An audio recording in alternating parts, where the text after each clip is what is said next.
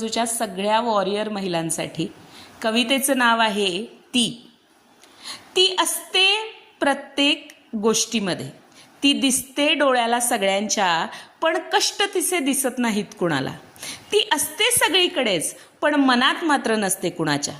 ती सकाळी सगळ्यांच्या आधी उठते, उठून बर का घर लखलखीत करते. ती जी तिच्या बटव्यामधून आपल्या वाढदिवसाला 10 रुपयांची नोट काढून देते. ती सगळं पटापट आवरून कॉलेजला जाते.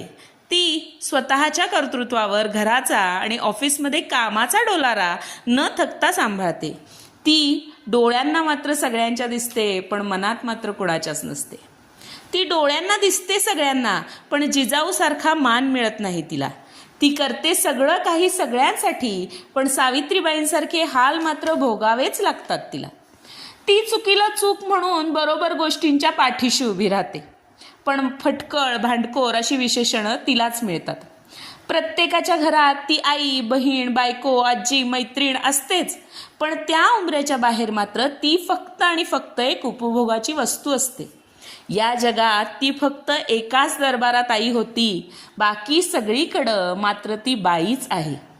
ती असते सगळीकडेच, पण कुणाच्या मनात मात्र नसते, आणि ती दिसते सगळ्यांच्या डोळ्यांना, पण तिचे कष्ट मात्र दिसत नाहीत कुणाला. तुमच्या आयुष्यातल्या तीला महत्त्व द्या, कारण तिचं असणं हे आधार आहे तुमच्या जन्माचा. भगवान शंकर सुद्धा अपूर्ण तिच्याशिवाय, आणि प्रत्यक्ष नारायण सुद्धा अपूर्ण लक्ष्मीशिवाय. तसेच आपण सुद्धा आहे सगळे अपूर्ण आपल्या आयुष्यातल्या तिच्या शिवाय, बघूच्या शिवाय. बघू नका तिला फक्त एक बाई म्हणून. आदर असू दे नजरेत तुमच्या पिढीला निर्माण करणारी निर्माणकर्ता म्हणून.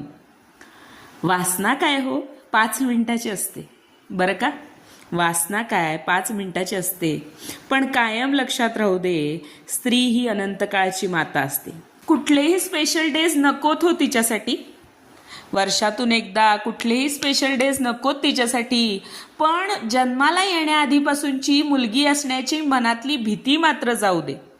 घराबाहेर पडताना तिला ओढणी सावरायला लागू नये, आणि रात्री उशीर झाला तिला तर घरच्यांच्या जीवाला घोर लागू नये. खूप जाड आहे म्हणून लग्नाला कुणी होकार देणार नाही हा जीव जाणारा प्रश्न पडू नये, आणि नोकरी करते, पैसा कमावते म्हणून तिच्या घर सांभाळण्याच्या कॅपेबिलिटीवर कुणी शंका घेऊ नये.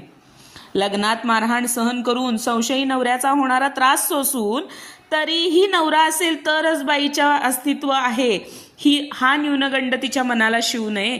आणि मी एकटी असले तर जगासाठी अवेलेबल आहे म्हणून तिनं एकटं राहायला खंबीरपणे घाबरू नये.